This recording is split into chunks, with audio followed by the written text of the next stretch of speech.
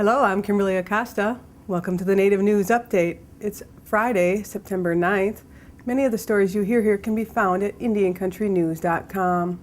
And here's the news for the day from the Associated Press and other Native news sources. Spirit Lake tribal officials are battling to save the University of North Dakota's Fighting Sioux nickname.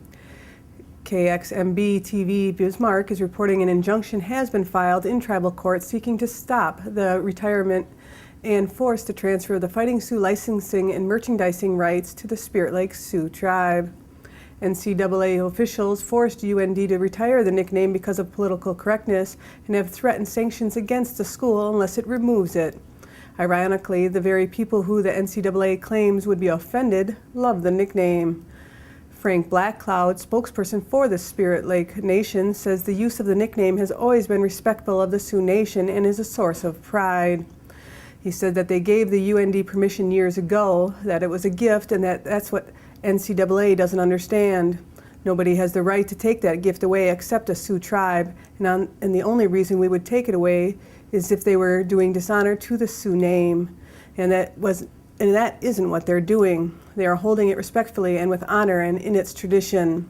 While the Spirit Lake Nation, the closest Sioux reservation to the UND campus, is supportive of the school keeping the mascot, another tribe, Standing Rock Nation, is not. According to officials, skeletal remains found in a wash in Newberry Springs, California, are ancient American Indian bones. Barstow Sheriff's deputies responded to a wash area near Newberry Road and Stem Road in Newberry Springs on August 28th after two people looking for arrowheads in the area found a human skull. Deputy Mark Johnson of the San Bernardino County Coroner's Office said the remains were determined to be American Indian bones during an autopsy last week. Because of the state's established process where the coroner informs the Native American Heritage Commission about the remains, the San Manuel tribe was informed of the discovery. The Sault Ste. Marie tribe of Chippewa says opposition from one of its committees means a proposed moose hunt in Michigan's Upper Peninsula cannot go forward. In a statement on its website, the tribe says its Inland Conservation Committee voted last month to oppose hunting moose in the UP because of concerns about the herd's health and stability. A state advisory panel agreed in July to recommend establishing an initial season in which 10 bull moose would be killed. The Sioux Tribe says its opposition is enough to scuttle the hunt. That's because a consent decree is signed with the state in 2006 says there can be no moose hunt without tribal consent. But a spokesperson for the Michigan Department of Natural Resources says that's a premature conclusion. The Fort Sill Apache tribe applauded the decision of the Interior Department's Assistant Secretary of Indian Affairs denying the Pueblo of Chimez application to take 70 acres of land in trust in or near Anthony, New Mexico. The proposed trust site is located within the former legally defined homelands and Indian land titles of the Fort Sill Apache tribe. The Fort Sill Apache tribe says it supports the Pueblo of Chimez's development of casinos on its current reservation and or within its clearly defined Aboriginal territory, but not on land that is located within their own homelands. The Obama administration has granted federal approval for a proposed casino resort in Madera County. North Fork Rancheria of Mona Indians of California is looking to build the project along Highway 99 about 4 miles north of Madera.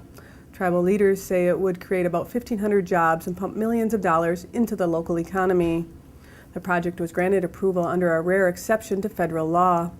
Under federal law, tribes can build casinos on reservations that existed before October 1988, but not on lands taken into trust after that date. Exceptions can be made when the Interior Department feels the project would not hurt the surrounding community. Department leaders said the proposed project along Highway 99 would benefit the tribe economically and not hurt the surrounding community. Federal leaders added North Fork Rancheria has a historical connection to the piece of land. But Picayuna Rancheria Chairman Reggie Lewis disagrees with the federal government's conclusion about North Fork Rancheria's ties to the land and the project would sit on. He plans to fight the decision. The Substance Abuse and Mental Health Services Administration is announcing 7 new grants for a total of up to $6.4 million to provide tribal and urban American Indian and Alaska Native communities resources to plan and design a holistic, community-based system of care to support mental health and wellness for their children, youth, and families.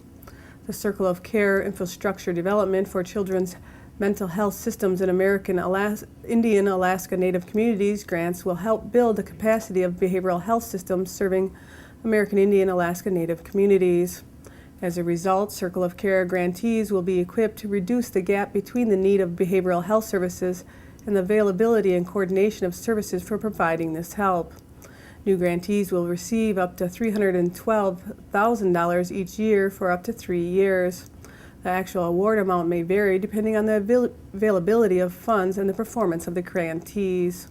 For more information about the grant programs, you can check out samhsa.gov/grants.